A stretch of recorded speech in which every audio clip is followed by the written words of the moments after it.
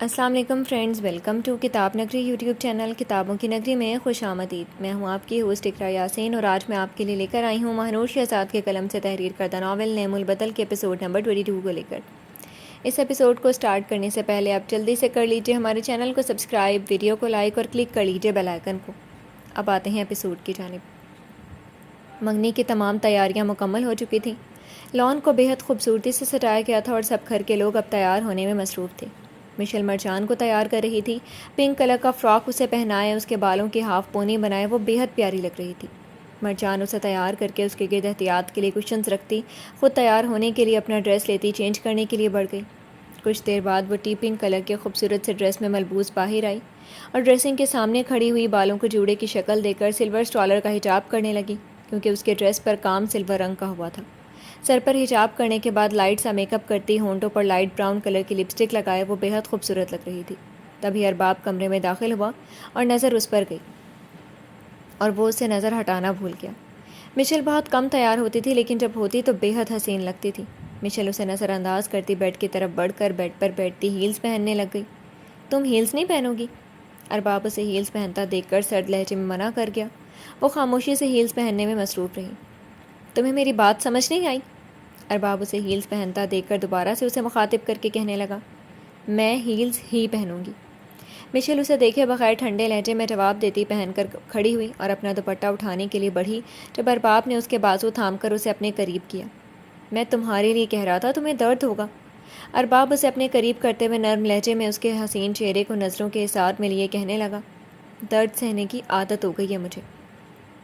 مشل بھی اس کی نگاہوں میں دیکھتے ہوئے مضبوط لہجے میں جواب دیتے ساتھ اس کے ہاتھ سے اپنی کلائی چھڑوانے لگی، مگر ناکام رہی۔ کب تک ناراض رہنے کا ارادہ ہے؟ ارباب اس کے کان کے قریب لب لائے سرگوشی کرتے ہوئے پوچھنے لگا۔ مشل کنفیوز ہوئی۔ میں آپ سے ناراض نہیں ہوں۔ مشل نے خود کو کمپوز کرتے ہوئے سنجیدہ لہجے میں جواب دیا۔ تم بہت زیادہ خوبصورت لگ رہی ہو۔ ارباب سرتا پیر اس کا مکمل جائزہ لیتے ہوئے گھمبیر لہجے میں بولا۔ مشل نے اسے دیکھا اور اس سے الگ ہوتے بغیر کوئی جواب دیے وہ دوپٹہ اٹھا کر سائڈ پر کرنے لگی۔ وہ ایک خاموش نظر اس پر ڈال کر باتھ روم کا رخ کر گیا۔ مشل نے اسے دیکھا۔ اتنا آسان نہیں ہوتا سب بھول جانا ارباب۔ مشل اسے جاتا دیکھ کر افسردہ سے دل میں کہتی ساتھ مرجان کو لیے کمرے سے باہر کی طرف بڑھ گئی۔ تمہیں منانے کے لیے اپنی انا کو بھی نظر انداز کر دوں گا مشل۔ وہ رائل بلو کلر کی شلوار قمیض میں ملبوس مرر کے سامنے کھڑا بال سیٹ کرتے ہوئے خود سے بولا۔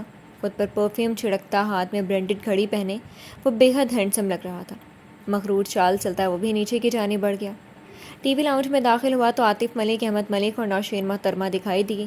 باقی اس سے کوئی نظر نہیں آیا اور جس کو دیکھنا چاہتا تھا شاید وہ زوبیہ کے پاس چلی گئی تھی۔ یہ ناول آپ کتاب نگری یوٹیوب چینل پر پڑھ اور سن رہے ہیں۔ زوبیہ گولڈن کلر کے ڈریس میں ملبوس بالوں کو کھولے ہوئے لائٹ سے میک اپ میں، ہونٹوں پر پنک لپسٹک لگائے، کانوں میں ایئر رنگس پہنے، گلے میں نیکلس پہنے وہ بہت پیاری لگ رہی تھی۔ مشل شکر ہے تم آ گئی ہو، میں ٹھیک لگ رہی ہوں نا؟ زیادہ اوور تو نہیں لگ رہی ہوں؟ اگر کچھ خراب ہے تو مجھے بتاؤ، میں ٹھیک کر لیتی ہوں۔ زوبیہ نروس سے کھڑی ہوتی مشل سے پوچھنے لگی۔ مشل اسے دیکھ کر مسکرا دی۔ ارے بس زوبیہ، بہت پیاری لگ رہی ہو تم، ماشاءاللہ، بالکل اوور نہیں لگ رہی، کچھ خراب نہیں ہے۔ مشل اسے مسکراتے ہوئے پیار سے کہنے لگی تو زوبیہ کو تھوڑی تسلی ہوئی اور وہ مسکرا دی۔ خام خواہ گھبرا رہی کہ تم بیٹھ جاؤ، بہت پیاری لگ رہی ہو، دیکھو خود کو۔ مشل اسے بٹھاتے ہوئے کہتے ساتھ اسے آئینہ دکھانے لگی۔ زوبیہ کے ہونٹوں پر مسکراہٹ نمودار ہو گئی اور وہ سر جھکا گئی۔ تھینک یو یار مجھے ریلیکس کرنے کے لیے، ورنہ گھبرا جاتی، زوبیہ نے اسے گلے لگا کر کہا، جس پر مشل مسکرا دی۔ چلو لڑکی تم باہر جاؤ۔ تبھی نوشین محترمہ کی آواز پر مشل زوبیہ سے الگ ہوئی اور بغیر کچھ کہے خاموشی سے چلی گئی۔ تمہیں بھی بہت پسند ہے وہ؟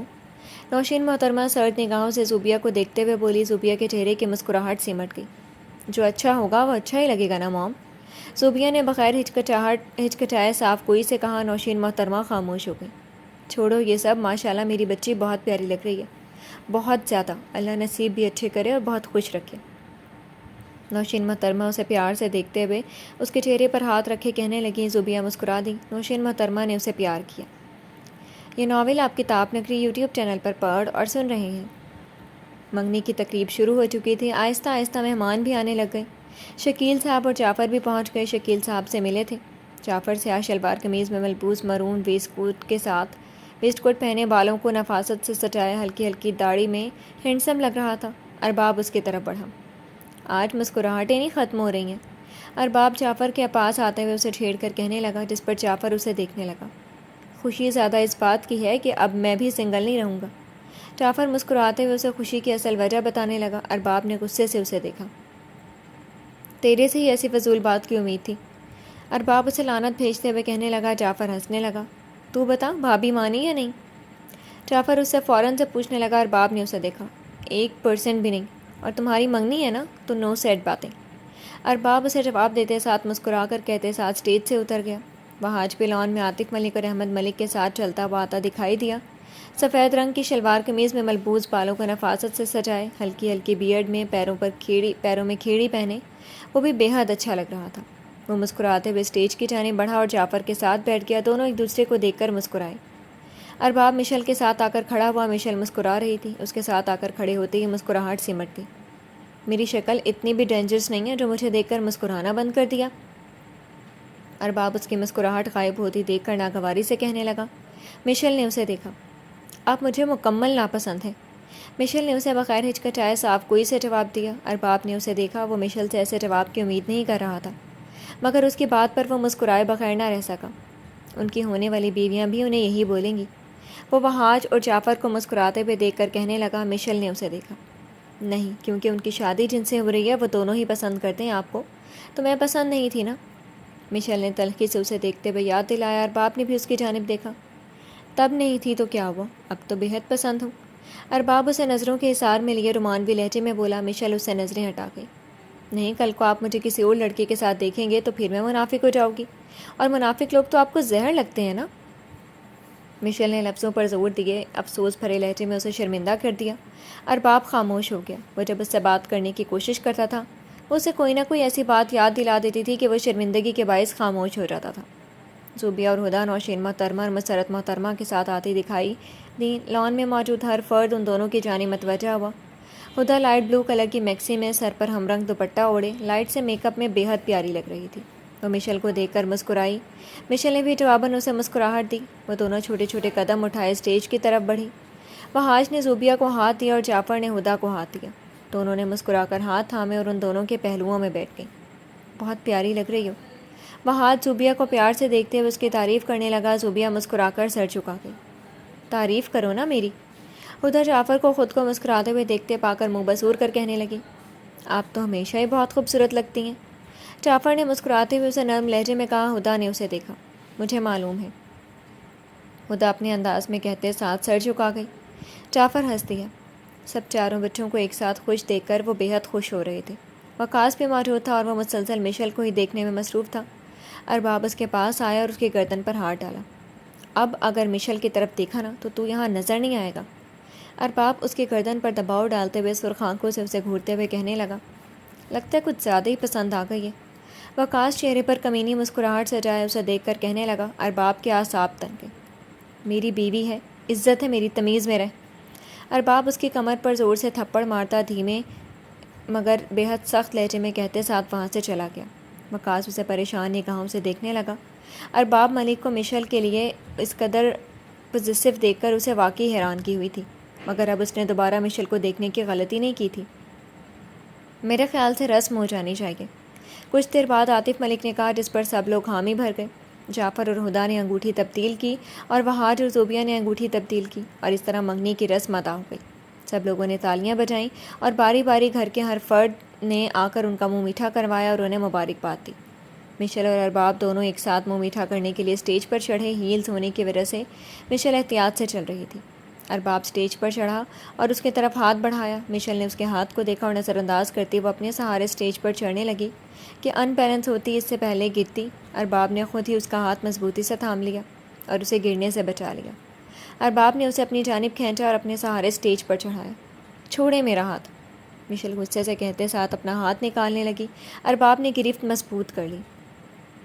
یہ ہاتھ اب ساری زندگی نہیں چھوڑوں گا، ارباب اسے آنکھ دبا کر کہتے ساتھ اس کا ہاتھ تھامے ان چاروں کی طرف بڑھا۔ مشل غصے سے اسے گھور رہی تھی۔ ہدیٰ اسے مسکراتے ہوئے دیکھ رہی تھی۔ دونوں نے باری باری ان کا منہ میٹھا کیا۔ بہت بہت مبارک ہو میرے بھائیوں، ارباب ان دونوں کو مسکراتے ہوئے دیکھ کر کہنے لگا۔ وہ دونوں بھی مسکرا دیے۔ اور ارباب مشل کا ہاتھ تھامے اسٹیج سے واپس جانے لگا۔ پہلے خود اترا اور پھر احتیاط سے اسے اتارا۔ مشل اسے دیکھنے لگی۔ آپ جو مرضی کر لیں، میں اس بار آپ سے کوئی امید نہیں رکھنے والی، مشل ارباب کا ہاتھ چھوڑتے ہوئے سرد لہجے میں کہتے ساتھ آگے بڑھ گئی۔ ارباب سنجیدہ نگاہوں سے اسے جاتا دیکھنے لگ گیا۔ مشل کو منانا اتنا آسان بھی نہیں تھا جتنا وہ سمجھ رہا تھا۔ سب لوگوں نے مل کر تھوڑی رونق لگائی، لوٹی ڈانس وغیرہ کیا، جس سے منگنی کا فنکشن اور بھی خوشگوار ہو گیا۔ جعفر اور وحاج بھی ڈانس کرنے کے لیے اسٹیج سے اتر کر فلور پر ڈانس کرنے آ گئے۔ تبھی ہدا نے مشل کو اشارہ کیا۔ مشل اس کی طرف بڑھ گئی۔ کہاں غائب ہے؟ نہ کالج آ رہی ہو، نہ ہی کال اٹینڈ۔ خیریت؟ ہدا لہجے میں فکر مندی لیے اس سے پوچھنے لگی۔ مشل نے اسے دیکھا۔ بس مصروف تھی، ابھی تم اپنی منگنی کا فنکشن انجوائے کرو۔ مشل چہرے پر مصنوعی مسکراہٹ سجائے اسے بولی۔ ہدا اسے غور سے دیکھنے لگی۔ تم بہت پیاری لگ رہی ہے ہدا۔ مشل اس کا دھیان بٹانے کے لیے اسے باتوں میں لگانے لگی۔ ہدا مسکرا دی اور اس کا شکریہ ادا کیا۔ کچھ دیر ہدا کے پاس بیٹھ کر واپس اسٹیج سے اتر کر نیچے آ گئی۔ کھانا لگ چکا تھا اور اب سب مہمان اسی میں مصروف تھے۔ مشل پچھلے 3 گھنٹے سے کھڑی تھی، وہ 1 منٹ بھی نہ بیٹھ سکی اور اس کے پیروں نے جواب دے دیا تھا۔ ضد میں ہیلز پہن تو لی تھی مگر اب پچھتا رہی تھی۔ ارباب کا دھیان اس پر گیا۔ اس کے چہرے کے تاثرات سے اندازہ لگا سکتا تھا کہ وہ ہیلز میں انکمفرٹیبل محسوس کر رہی ہے۔ وہ خاموشی سے اندر ٹی وی لاؤنج کی طرف بڑھا اور کمرے میں آ کر اس کے جوتے اٹھاتا نیچے واپس آیا۔ لان میں آ کر مشل کا ہاتھ تھام کر وہ اسے اپنے ساتھ ٹی وی لاؤنج میں لے جانے لگا۔ مسئلہ کیا ہے؟ آپ مجھ سے دور رہا کریں، آپ کو کتنی دفعہ کہوں؟ مشل زبردستی اسے خود کو لے جاتا دیکھ کر غصے سے اسے گھورتی بولی۔ ارباب نے اسے صوفے پر بٹھایا۔ تمہارے پیر میں درد ہو رہا ہے، یہ پہن لو، ویسے بھی فنکشن ختم ہونے والا ہے۔ ارباب اس کے سامنے جوتے رکھتے ہوئے نرم لہجے میں اسے دیکھتے ہوئے کہنے لگا۔ مشل ساکت نظروں سے اسے دیکھنے لگی۔ ارباب ملک نے آج واقعی اسے حیران کیا تھا۔ مشل بغیر کچھ کہے خاموشی سے ہیلز اتارتی فلیٹ شوز پہن گئی۔ ارباب خاموشی سے اٹھ کر لان کی طرف بڑھ گیا۔ مشل اسے جاتا دیکھنے لگ گئی۔ یہ ناول آپ کتاب نگری یوٹیوب چینل پر پڑھ اور سن رہے ہیں۔ فنکشن ختم ہو چکا تھا اور گھر والوں کو سوتے سوتے 2 بج گئے تھے۔ مشل سوتی ہوئی مرجان کو بیڈ پر لٹا کر خود اس کی بائیں جانب آ کر سونے لگی کہ تبھی ارباب مرجان کے دائیں جانب آ کر لیٹ گیا۔ مشل نے اسے دیکھا۔ میں آج بہت تھکا ہوا ہوں، بیڈ پر ہی سوؤں گا۔ ارباب مشل کی نظریں خود پر محسوس کرتے ہوئے اسے کہنے لگا، ٹھیک ہے، میں کاؤچ پر سو جاتی ہوں۔ مشل منہ پھلا کر کہتے ساتھ اٹھ کر کاؤچ کی طرف بڑھنے لگی جب ارباب نے اس کا ہاتھ تھاما۔ تم بھی تھکی ہوئی ہو، سو جاؤ، مرجان ہے بیچ میں، کھا نہیں جاؤں گا تمہیں۔ ارباب اس کا ہاتھ تھامے اس پر نظریں جمائے خفگی سے کہنے لگا۔ مشل نے اپنا ہاتھ جھٹکا اور خاموشی سے کروٹ بدل کر لیٹ گئی۔ تھوڑا تھوڑا نرم پڑ رہی ہے۔ ارباب دل ہی دل میں خوش ہوتے ہوئے خود سے بولا، انہیں لگتا ہے میری فکر کر کے یہ مجھے منا لیں گے، ترس جائیں گے پہلے جیسی مشل کے لیے۔ مشل بھی خود سے دل میں باتیں کرتے ہوئے کہتے ساتھ آنکھیں بند کر کے سونے کی کوشش کرنے لگی۔ یہ ناول آپ کتاب نگری یوٹیوب چینل پر پڑھ اور سن رہے ہیں۔ تم نے میری اس دن والی بات کو سنا انسنا کر دیا شاید۔ حاشر اور اروب رات کا کھانا کھا کر کمرے میں واپس آئے۔ حاشر اسے دیکھتے ہوئے سنجیدہ لہجے میں کہنے لگا، وہ میری جیولری ہے، میں آنٹی کے پاس کیوں رکھواؤں؟ اروب نے سینے پر بازو باندھ کر سوالیہ نظروں سے اسے دیکھتے ہوئے سوال کیا۔ کیونکہ یہاں سیف نہیں ہے، یہ ایسی جگہ ہے جہاں آئے دن چوری ہو جاتی ہے۔ مام تمہاری جیولری کھا نہیں جائیں گی، تمہارے پاس رہے۔ مام کے پاس بات تو ایک ہی ہے نا، میں چاہتا ہوں بس سیف رہے، شاید تمہیں یقین نہیں ہے ہم پر۔ حاشر نے جان کر ناراضگی ظاہر کرواتے اسے سرد لہجے میں کہا۔ اروب اسے دیکھنے لگی۔ حاشر ایسی بات نہیں ہے، مجھے ٹرسٹ ہے مگر… اروب بولتے بولتے ایک دم خاموش ہوئی۔ حاشر نے اسے دیکھا۔ اگر ٹرسٹ ہے تو مام کے پاس رکھوانے میں کوئی حرج نہیں ہے، جعفر نے اس کا ہاتھ تھام کر کہا۔ اروب نے اسے دیکھا، وہ صحیح بول رہا تھا، اس میں کوئی حرج نہیں تھا۔ ٹھیک ہے، میں کل صبح ہی آنٹی کو اپنی جیولری دے دوں گی۔ اروب کچھ دیر سوچنے کے بعد مسکرا کر اسے ہاں کر گئی۔ حاشر مسکرا دیا۔ مجھے پتا تھا کہ تم میری بات کبھی نہیں ٹالو گی، حاشر اسے کہتے ساتھ سینے سے لگا گیا۔ اروب مسکرا دی۔ میرے خیال سے اب سو جانا چاہیے، حاشر بیڈ کی طرف بڑھتے ہوئے کہنے لگا۔ اروب اپنی جگہ پر لیٹ گئی۔ اس گھر میں آ کر اس کی کچھ عادتیں بدل گئی تھیں۔ وہ کام کرنے لگی تھی، شاپنگ کرنے کا اسے وقت نہیں ملتا تھا۔ وہ خود کو خوش ظاہر تو کروا رہی تھی مگر تھی نہیں۔ رشیدہ محترمہ کا رویہ اروب کے ساتھ بالکل بھی اچھا نہیں تھا۔ ہاں، حاشر اگر کبھی کبھار غصہ کرتا تھا تو وہ اس کے ساتھ پیار سے بھی رہتا تھا اور صرف اس سے پیار کرتا تھا۔ ارباب کی طرح دھوکے باز نہیں تھا۔ یہی سوچیں وہ ذہن میں لے کر سونے کی کوشش کر رہی تھی۔ ابھی تک اسے سمجھ نہیں آئی تھی مگر آگے جا کر اسے سب بہت اچھے سے سمجھ آنے والا تھا کہ جسے وہ برا سمجھ رہی تھی وہی اس کے لیے بہترین تھا۔ یہ ناول آپ کتاب نگری یوٹیوب چینل پر پڑھ اور سن رہے ہیں۔ وحاج کیا ہو گیا؟ اتنی رات کو کیوں ملنے کے لیے بلا رہے تھے؟ صوبیہ لان میں آتے ہوئے وحاج کے سر ہوتی گھبرا کر اسے کہنے لگی، میرا تم سے باتیں کرنے کا دل کر رہا تھا۔ وحاج اس کا ہاتھ تھام کر مسکراتے ہوئے کہنے لگا۔ صوبیہ اسے دیکھنے لگی۔ ساری زندگی باتیں کرنی ہے، مجھے بہت نیند آ رہی ہے۔ زوبیہ بوجھل ہوتی آنکھوں سے اسے جواب دینے لگی۔ وحاج نے اسے دیکھا، وہ واقعی آج تھکی ہوئی لگ رہی تھی۔ میں نے کہنا تھا میں آج بہت خوش ہوں کیونکہ تم میری زندگی میں بہت جلد آنے والی ہو، اب تم جا کر سو سکتی ہو۔ وحاج اسے پیار سے دیکھتے ہوئے کہنے لگا۔ زوبیہ مسکرا دی۔ شکریہ، زوبیہ کہتے ساتھ اندر کی طرف بڑھ گئی اور وحاج اسے جاتا دیکھنے لگ گیا۔ کیسا انسان ہے یہ، انگیجمنٹ ہوئی ہے آج، ایک کال تو کر ہی سکتا ہے۔ انسان جناب فون بند کر کے سو گئے ہیں۔ ہدا غصے سے کمرے میں ٹہلتے ہوئے جعفر کا فون بند کرنے والی حرکت پر شدید غصہ تھی۔ دیکھو کل سے میں کیسے اگنور مارتی ہوں، کر کے تھک جاؤ گے تب بھی میں فون نہیں اٹھاؤں گی۔ ابھی تم نے ہدا اختر کا ایٹیٹیوڈ دیکھا ہی کہاں مسٹر جعفر شکیل۔